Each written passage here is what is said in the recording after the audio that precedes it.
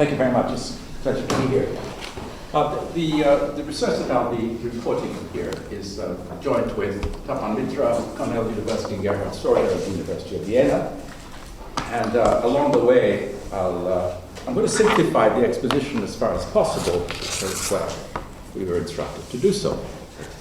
The problem essentially is technical, but the motivation is pretty universal. So I'm going to spend a bit of time on the motivations and then present a way of attacking the problem, which has turned out to be, in the past, very, very difficult. Those of you who are economists will appreciate why it was very difficult and no solution was forthcoming, but we found a trick which is allowed us to go into it with lots of very little extra work. In conversation on human-induced climate change, although this is the background is climate change, I'm talking about any form of commons, any form of public resources. And in particular, I'm interested in those cases where it's open access, as opposed to CPRs, which development economists study a lot. So we're talking about open access ones. And of course, I will also talk about a world in which suddenly they wise up and think some collective action is required. So I'll compare the open access to the optimum solution to the well-defined problem.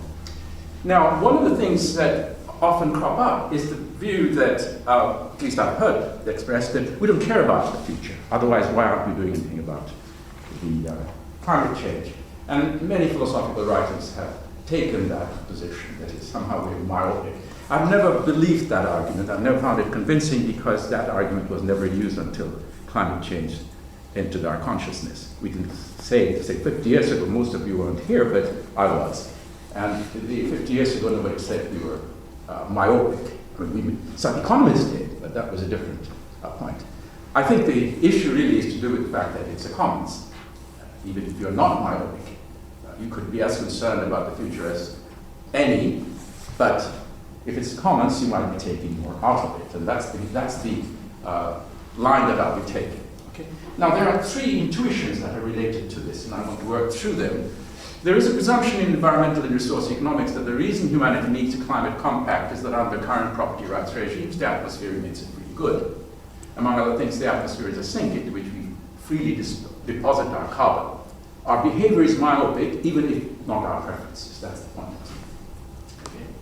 A second intuition is discounting future consumption. If humanity were myopic, we would use high rates in comparison to the rates we would use if we cared enough about future generation. But intuition one says that the reverse implication doesn't hold. If a major resource is freely available for use, the as-if discount rates inferred from market data would be high even if humanity were far-sighted. A third intuition, it's a very economist intuition, by the way. It's important, but that makes it all the more plausible. If a resource is freely available, people have an incentive to rush to extract and convert it into a durable private good that have secure property rights. In other contexts, the behavior is called excessive adaptation, e.g. building walls in a rush so as to protect one's home from rising seas rather than arriving at agreements to reduce global warming. That's a kind of example. You're converting something free into a private property. In yet other contexts, the behavior is interpreted with caution against adverse events. Now, these three are related. These three intuitions, which would appear to be equivalent, raise a further point, that the use of market data to infer welfare parameters is misleading unless the fact that the atmosphere is a common property is recognized explicitly in the exercise. So simply going and using estimates of consumption behavior and then pretending that there is no such problem is a wrong way of going about it. These observations pertain to open access resources generally, not just the atmosphere as a sink for our pollution. They're the cons. That's the introductory bit. There is a historical narrative I want to run parallel to these three intuitions. I'll be discussing discount rates, obviously. That's the theme of the paper, of this conference. But there's a historical narrative that I'm really attached to or I'm attracted to, which goes something as in the following way. We like technological progress. We economists thrive on it, thrive on the idea of technological progress. And yet, we often forget that technology, the knowledge, is a public good. So unless somehow the use of that knowledge isn't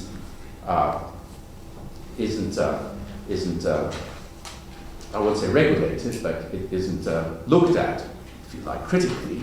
It could be that the innovation of the knowledge is misused or has adverse consequences. So, for example, 200 years ago, let's say at about the start of the Industrial Revolution, 250 years ago to make it more accurate, there were no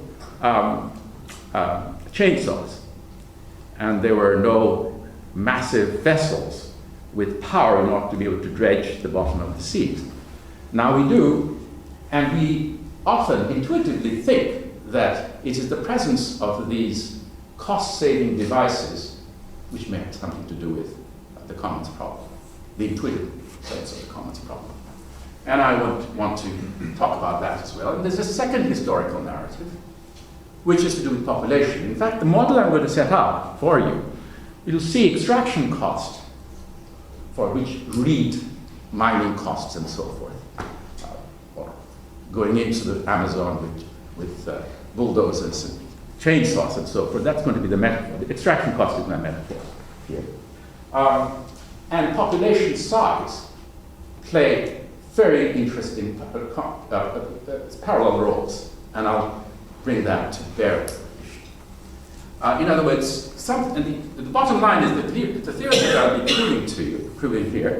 presenting to you here, goes something like this. If extraction costs, given the background nature, they're not model nature in a minute, using a prototypical ecological model, given the factory that is nature,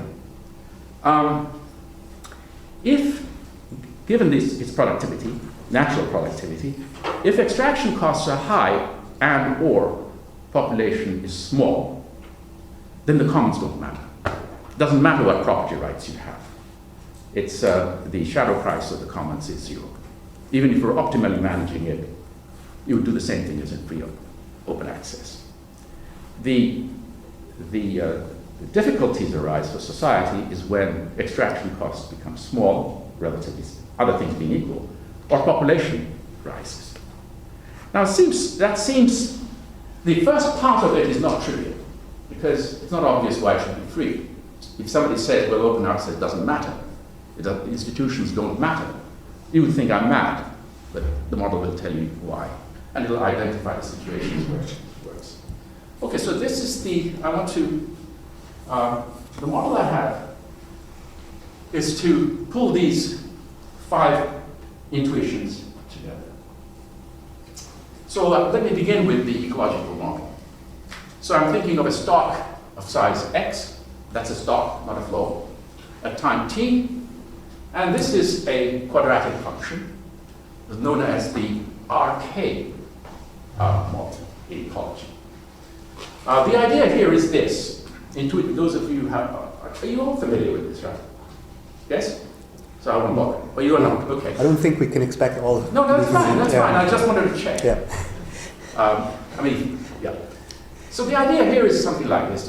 It started with fisheries literature. So you have a pond or a lake, constant size,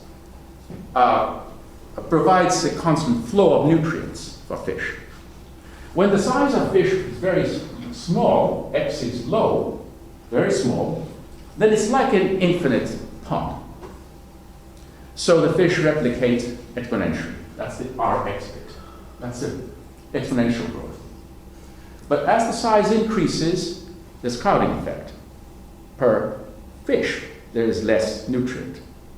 So the death rate exceeds the birth rate, and the negative factor kicks in.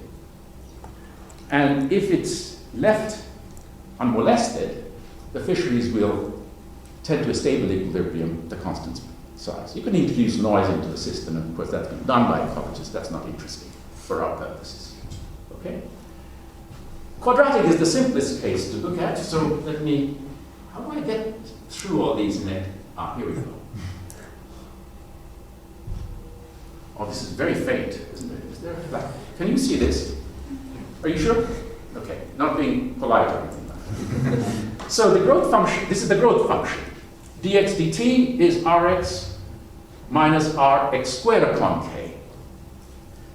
The diagram will speak volumes. So when X is small, it's increasing. Okay? When X is large, the growth rate is negative. And then eventually, of course, it'll become, it'll be positive, but it's declining. And the growth rate will be negative if the fish had been huge amounts, if you dumped a lot of fish in there. Okay? So if this is an unmolested lake, let's think of it as a fisheries problem. Well, then this is the only stable equilibrium, because anywhere else you choose, any other stock, the rate of growth is positive, so you're moving to the right. The stock on its own will move to the right until it goes to this point, in which case it stays. I mean, it doesn't get there, it takes a little time, but that's the idea. Okay? So this bell-shaped curve does a lot of work for us. That's the background. Okay.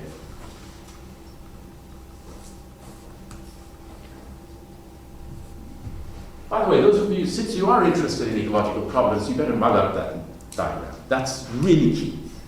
Every ecologist I know, no matter what, whether it's the great Lord May here, or at the end of the day, there will be some variation on the RK model. It's called RK because there's a two-parameter model. R is the intrinsic growth when the size is very small. And K was the asymptotic size of the stock if it was unmolested. So the larger is K, the bigger is the lake. That's another way of looking at it. The larger is R, the more productive the lake is. Other things being equal. That's the way to think about it. Okay? But it's a finite lake. That's the key thing. So it's not like rabbits. Well, even rabbits eventually run out of grass. So they will be following an RK growth. You can't get out of it. RK is absolutely intrinsic. All right. So let's have a model. Now it's turned out to be. Here's the. I've done that.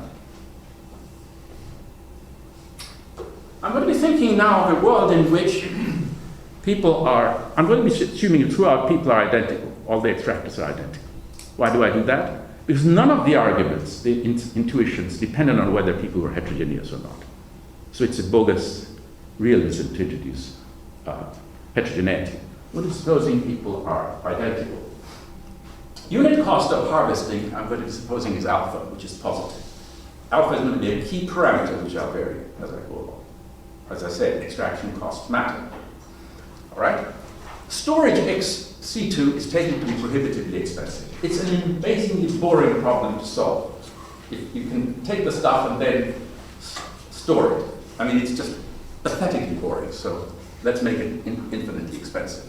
As harvests are identical, and the problem we study is convex, never mind that, we can limit our attention to outcomes in which agents behave in the same way. So I need to look only at the representative agent and work through him, replicating the economy as I go along by the size of the population. So we just think that there is N, if you like, agents, and capital N agents, who are interested, who have an eye on this object, on this resource stock. And in this talk, I'll be assuming that the initial stock is K. So it has been unmolested, we've just discovered it. Now, my two co-authors, who are amazingly fine-tuned and eager and everything, felt that we ought to have the solution, we should give the solution for all initial conditions. Given the historical narrative which prompted me to look at this problem in the first place, I'm rather reluctant to start with any old, because then you will say, why is it half K to begin with, or quarter K to begin with? So I'm going to start with K. So it's a pristine resource stock, and here are these N characters who have discovered it, and they want some action from it. Okay? And it's a commons. So now this problem turns out to be amazingly difficult, or has proved to be difficult amongst my contemporaries like Bas Brock and others who really do know dynamic programming extremely well, turns out better than I do. And the reason is pretty straightforward. You've got a resource which is renewable in principle, so the stock can change over time, just as carbon concentration can change over time. Each move you make, each extractor makes, has to be reasoned through an understanding of what others are likely to do, in the future in particular. You might grab a lot. If you think they're going to grab a lot, you want to grab now, because you can be depleted. If you think they're going to be not grabbing a lot now, you can feel a bit more conservationist for your purposes. Remember, it costs to extract. Okay. It turns out to be very impossible to solve. So far, it's been in some parametric cases that we looked at. These are Markov subgame perfect equilibrium. For those who don't know what this means, it means you work backwards, as good game theorists would to do. But we found a trick, which I think, it's not a trick, by the way, I don't belittle it, it's just a natural way of doing it. I'm going to suppose there's a continuum of people, infinite number of people, so each person is negligible, literally negligible. The terminology is measure theoretic, but please don't worry about that. Intuitively, it's pretty straightforward. Imagine there are huge number of people. I'll put it this way, you descale the population. The world is finite out there, you're given that. But now think of a large population of people. But large population of people itself doesn't mean very much. We want each person to be negligible relative to one another. And the natural mathematical world is a measure. That's to say a real line. All points on the real line of a particular system. I'll describe that in a minute. But for the individual, here is the person's, if an individual extracts at the rate C, U of C is his utility minus extraction cost. And so this is the net utility if he extracts at C. That's equation 2. I'll come back to this in a minute because I want to show you what I have in mind. Here we go. This will give you everything. The first figure out there, I have, now maybe I should use this. The curved figure is my U function. And the alpha C, which is the extraction cost, is my straight line. Okay? The gap is the net profit or net utility to the extractor, the person that I've chosen to study. Okay? Now, the critical thing is going to be the following. Find that point, find that extraction rate, I'm going to call it CF, at which the gap is maximized. Okay? Or if you, another way of putting it is, let's plot the gap between the U function and the extraction cost onto figure 3. Again, you have a bell-shaped curve. Why? Initially, the gap is increasing until it hits the maximum CF, and then after that, it gets squeezed again. The intuition here is diminishing marginal utility of consumption, but unit cost of consumption is constant. So the gap between gross benefit and cost of extraction will increase to begin with and decline. This causes all the, makes all the difference to the analysis. Those of you who are familiar with optimum management of renewable resources, there's tons of literature on that, including the climate change literature, of course. They don't have this feature, and this feature does a lot of work on it. All right. Now I'm going to be very intuitive here, and I'll just describe the results.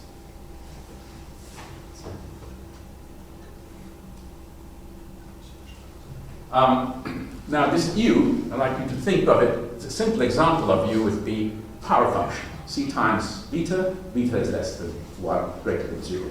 So it has all the nice properties. It's diminishing marginal utility and so forth. And of course, there's always a cost. So that's the example. Now to the demography. There are n people. Here's what I want to do. Remember I said there is a continuum of people? But that doesn't mean that relative to the world size, humanity is infinitely big. Because that would be wrong. That would be a wrong assumption. So you have to think that it's a finite population, but you squeeze everybody down to being very, very small, negligible. So what you do, the mathematical trick, is to use an interval 0 to capital N, and say, I mean on the real line, and say every person belongs to a point, is a point on this line. Now a point is of course of measure 0. It has no influence over the line. You can remove a point and the population remains the same. Number of points remain the same, that's sort of well known, right? We've got a continuum of numbers.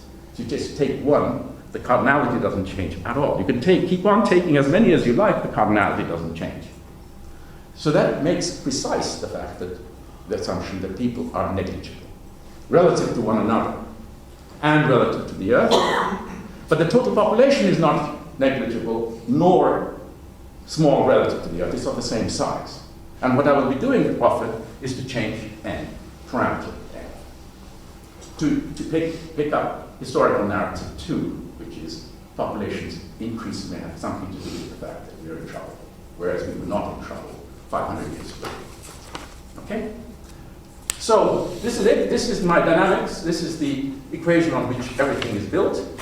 The net rate of growth of this, or decay, if you like, of our stock is the natural regeneration rate, which you've already looked at, the bell-shaped curve, minus what is taken out.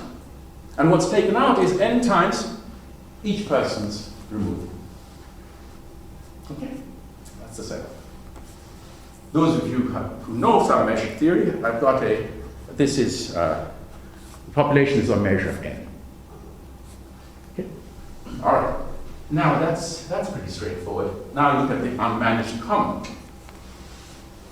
I assume, as I said, the initial x at date 0, I'm going to start the story off at date 0, is equal to k. In other words, it's just been discovered. This resource pool, if you like, has just been discovered. Remember, I've defined CF. I'm working backwards. I know what the answer is, so I'm going to pretend that we will have to prove it, of course. CF is the consumption rate at which net utility to an extractor is maximized. The peak of that curve I'd already shown. Remember? Okay. Now, if C is equal to CF, resource rents must be 0. Why? Because if there were not 0, if people felt there was a value to that, then the extraction cost would not be alpha times C, but alpha plus whatever the rent is times C. Open access means the rents are 0. So each person takes it to be an infinitely large pool, so long as the pool lasts, because he is infinitely small. That's the intuitive thing that you really have to grasp. That is, no matter how small the pool is, it's still positive in size, and that's the world we are in. But if each of us is an ant or a protozoa, think of it that way. For the protozoa, the individual protozoa, the pool is infinitely large, so long as it's of finite size, positive size. So that's the intuition that one has to work with. All right, so T is equal to CF in the comments. We now confirm that C equal to CF in the comments is the equilibrium. Okay. I won't go through any of this. I'm just going to describe the answers now, and then we can chat about it, because you have questions. The intuitions, the historical narrative intuition was really quite useful, because it tells us that what happens to the commons will depend on extraction cost alpha and the size of the population, capital N, relative to everything else, of course. I'm assuming that the utility function is given. I'm not going to vary that, because our concerns about the world is not because we have changing utilities. It's concern that maybe our technology is too clever, too efficient, too cheap to extract. That's the intuition. Or that we are too many of us here. Those are the intuitions, not that, we suddenly become greedy or become myopic and so forth. I mean, we may have been that too, but it's just that I don't need that, and that's not the first order job for us. It's more the technology and science of population. So, what does intuition tell us about this? I'm going to go here, if you don't mind. Is it possible to bring this here? Yes. I think rather than backing to it destroying, that way I can, you can go through. I'm going to do the whole thing diagrammatically, because that's what it matters. You'll have to believe me that the theorems are correct. The red pen works better. So this might be. Can everybody see this? I think the red pen works better. Red things are better. All right. Can you read the red pen back there? I'll quickly check whether I can bring Two diagrams are crucial, which you've had both of them. This is the quadratic, that's x, and this is the growth of x. This was the quadratic function, the growth function, remember, without any molestation. This is, as you know, often called the maximum sustainable yield.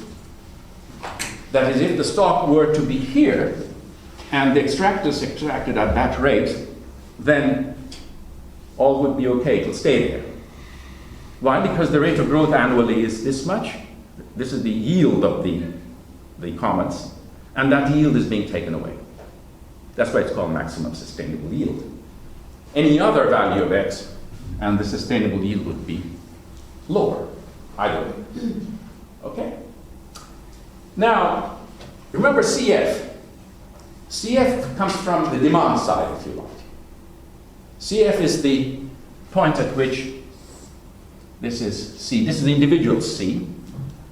This is the utility function of the individual minus the extraction cost alpha C, and we're looking at this gap.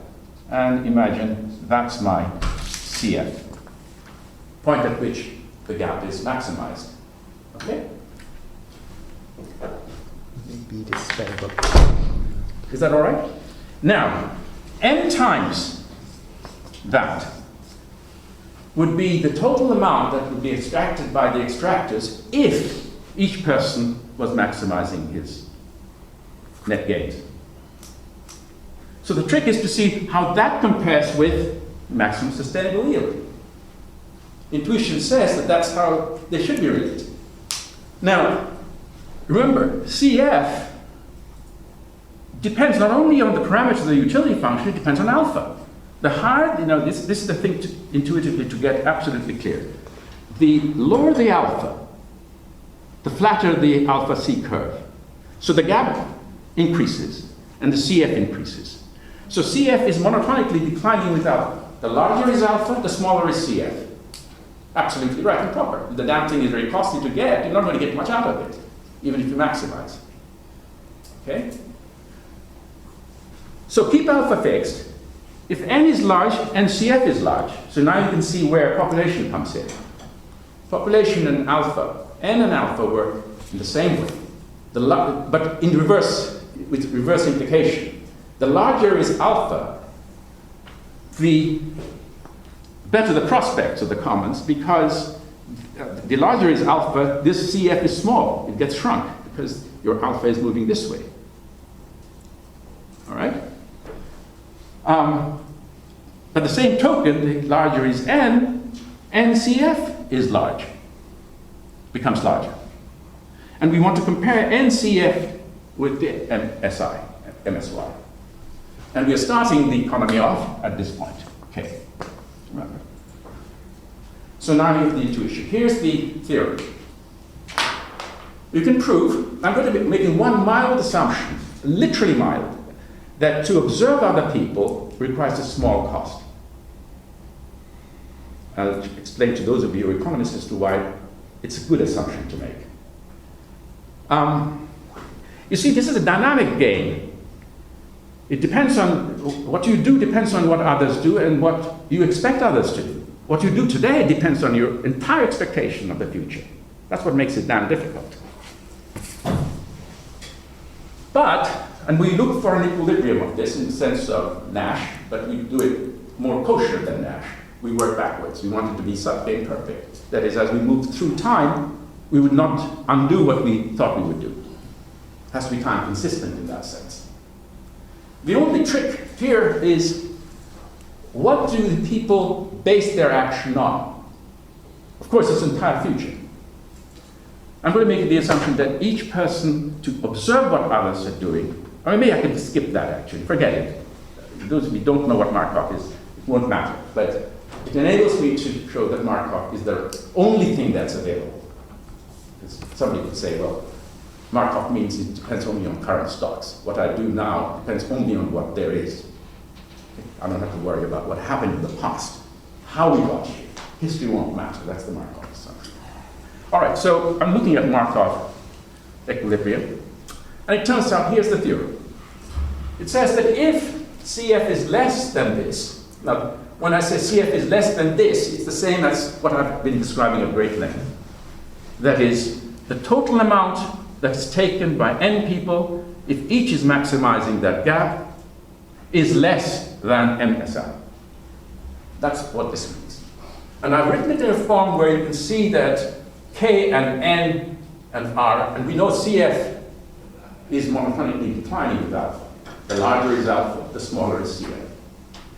Okay, this is the case we were interested in to begin with. It turns out if this is true, then the Markov equilibrium is simply that they consume at that rate, NCF,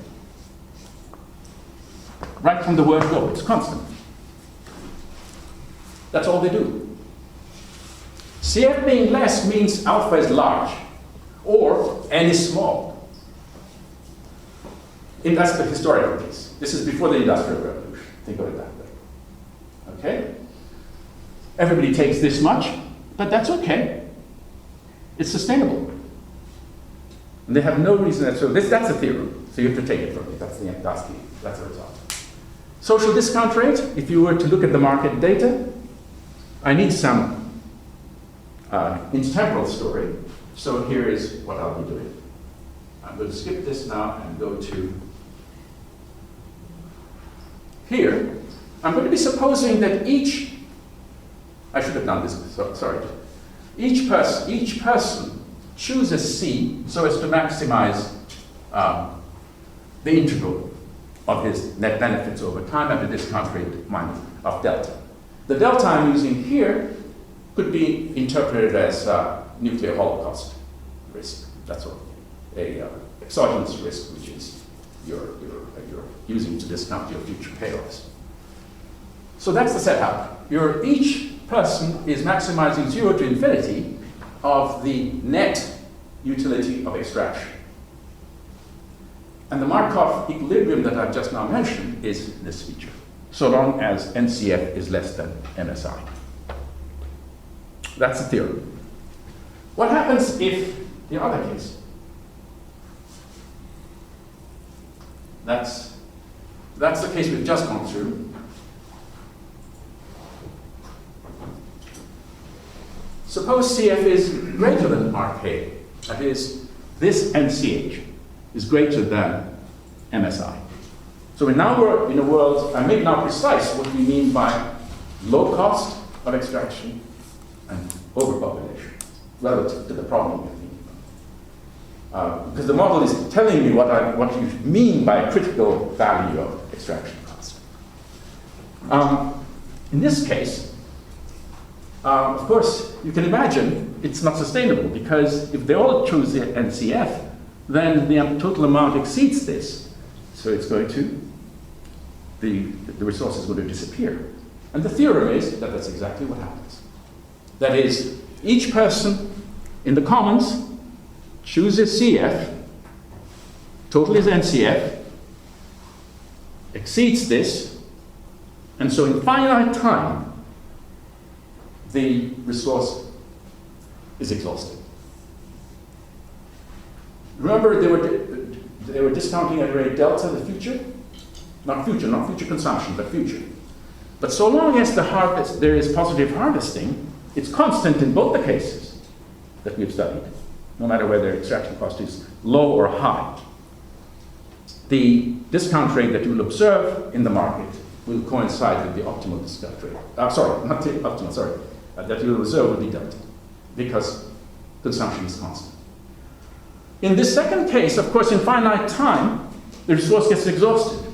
So at that point, there is no discount rate. There's a discontinuity from a positive CF to 0, because now It's finished. They've obliterated that resource, the second case. Okay, so that's the setup. Right, now let's have a look at the optimal, and I want to compare that. In the second case, we have the tragedy of the commons. That's what in finite time it's exhausted, and here is the discount rate to be used that we will find in the market. Now for the optimal, and I'll be very brief with it, but this is the one which is really interesting and tricky. So you're maximizing the total. So imagine that these chaps see doom, well, even before they've discovered it, they know cooperation is needed. They need some institutions.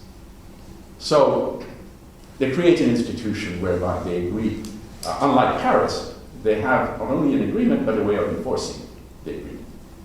Okay? And let's imagine that. And I'm going to leave it to the political scientists to devise the nature of the agreement. But they are agreed, and they're agreed on, they're identical, so you don't have a distribution problem. So agreement is more likely to be forthcoming. They're maximizing the sum total of utilities. With a new is, of course, the one individual's utility, net of extraction cost. Discounted again at the minus delta. Initial condition, I continue at you start here. All right. Now, this is the interesting case because it's interesting. I'm sorry, that was interesting too because I could prove something which nobody else had been able to do. We three managed to do that because of doing this continuum thing. We didn't have to do anything specious like parameter values or ad hoc assumptions about what people can or cannot do. This one is a non-routine problem. Those of you who know some optimization, because nu, that is to say the net utility, is not monotonic, and that causes some headaches. All right. So I'm going to call, well, this is, okay, so let me just see how I can cut through this in the next 5 minutes and show you what the answer is. Well, if you ignore the fact it's not monotonic, what does it tell you? What does the intuition tell you? Intuition tells you that here is a stock which is finite in size, x. It's a finite resource, albeit it's regenerative. But it can never exceed a certain amount, k, capital K. So it should have a price. There should be a rent that we charge each other for it before we extract. That's the standard Pigouvian kind of argument. Well, we have to calculate that rent because it's not marketed. So the theory of optimum growth or optimum development enables you to do that. There's a shadow price or an accounting price for the resource and an accounting rental rate. That is to say, every time I extract, I ought to pay something. Not to nature, you can't pay nature, but you put it in the kitty and then you distribute it amongst yourself on an equal basis. That's the institution that we are thinking of. Remember, in the commons, the rents were zero. Okay? That's why we are into trouble when extraction costs are low or population is high. I keep on repeating it just to show you the comparison with what this is. Here you might think, well, there should be a rent no matter what, because it's finite. And indeed, in the traditional optimal growth theory, a resource will always have a positive rent, because it's a finite size, assuming it's finite size. Thing is, here it doesn't work like that because of the extraction cost. The intuition continues to hold. If it does have a positive price, let me call that P. PT is the spot shadow price of the stock in situ. Okay? Then, this is a very famous equation, not maybe in Oxford, but certainly in Cambridge, because it was found by Frank Ramsey, a great philosopher, in 1928, and one of the great papers, the greatest papers ever written in economics, well, one of them at least, one of half a dozen, in fact, to take half a dozen papers of the 20th century, that would be one, easily, may even top the list. It's been a huge influence on everything, climate change, economics, you name it, it's there. What it says is pretty straightforward, but he said it first, a long time before anybody else said it. So it says that the social rate of discount, now I can talk about that because we're optimizing, equals the rate of return on the stock. That looks right. If the discount rate were higher than the return, then you should extract more, and vice versa. So you bring them into equality. It's sort of a usual marginal condition, except that it's working now through time. And so this is the equation which says that the shadow price of the stock should grow at a rate equal to delta, the pure rate of time preference, minus the rate of return on the stock, which I'm assuring you is this. Okay? So that's how it operates. All right. And of course, the consumption rate of discount, which is what you typically, I don't know what typically philosophers think of. When philosophers say, I think these days philosophers have recognized there's a distinction between discounting the future and discounting future consumption. The two are different. And the two differ by way of the fact that marginal utility of consumption is declining. And so if you're not on a steady state, if you're not on constant consumption, the two would differ. If you're on a constant consumption, of course, the two are the same. Goes without saying. Okay? And that's what it is. That's by definition the social rate of discount. Turns out we have the same kind of issue. Suppose CF, as I mentioned it here, same story, is less than that critical amount. That's to say, I'm borrowing from the commons problem, the parametry. And now I'm going to use this parameterization to see what happens to the optimum. It turns out that this really did surprise us, all three of us. We hadn't anticipated it. Is that the shadow price should be zero. It has the same flavor of the intuition that even if you got together, the stock is large enough relative to the fact that extraction cost is high or population is low, that's this case, that we don't need an institution. Because the optimum is Pt equal to 0, and therefore C naught T is equal to Cf. That is, the optimum consumption rate will be the same as the open access consumption phase, extraction phase. All right? That means you'd be hanging out here, let's say. That's the optimum. You go straight from you're sitting over here, you're not consuming anything, you've discovered it, this is the optimum, and you stay at that throughout. It's constant. Social rate of discount is delta, because it's constant. Of course, it's preserved, it's sustainable, because it's less than the maximum. So in this parametric case, there's no difference between open access and Ramsey's optimum, or the utilitarian optimum. Is there a utilitarian optimum? Institutions don't matter. Social rate of discount is delta. Problems arise in case 2. That's the more conventional case. If CF is greater than that, which is another way of saying alpha is low or n is large, then it's very standard. What happens is, I'll show you in the diagram, in this diagram, you're starting here. Social rate of discount is negative to begin with. Why? Well, because the policy is going to be to start with a high consumption and taper down consumption optimally until you go to a point where the slope of this growth curve equals delta. All right? This is the standard case, except that you start with such a high K that it's optimal. Remember, you're discounting a delta. It's optimal to actually start with a high consumption rate, bring it down. Now, if the consumption rate declines, then the social rate of discount, if it declines fast enough, your social rate of discount is negative because it beats up on the delta plus delta, the formula that you're all familiar with. You know, what's called the delta plus theta G, even the economist knows it, so it's probably. But if the growth rate is negative, then the social discount rate is negative. That's something very important to bear in mind. When I used to talk about negative discount rates about 20 years ago, I remember at Harvard, Marty Weissman and others just laughed at me because you can't have that. Because the theory is telling you that it can if consumption declines. I wasn't looking at an optimum, but the thing is, Americans don't recognize that you can have declining consumption. Well, they probably do now, since 2007. But I used to study Africa, and in Africa, from 1970 to 1990, per capita GDP, per capita consumption, was actually declining, slightly, perceptibly. Now, if you suppose you anticipated that in your government advisor in Africa in 1970, the discount rate you should be using would be negative, not positive. Okay? So it's negative to begin with, and then because you're consuming a lot, you're drawing down the stock. Okay? And you go beyond this, and in the long run, now meanwhile your consumption is declining, and then and then you come to this point here, and you stay put. Consume that amount.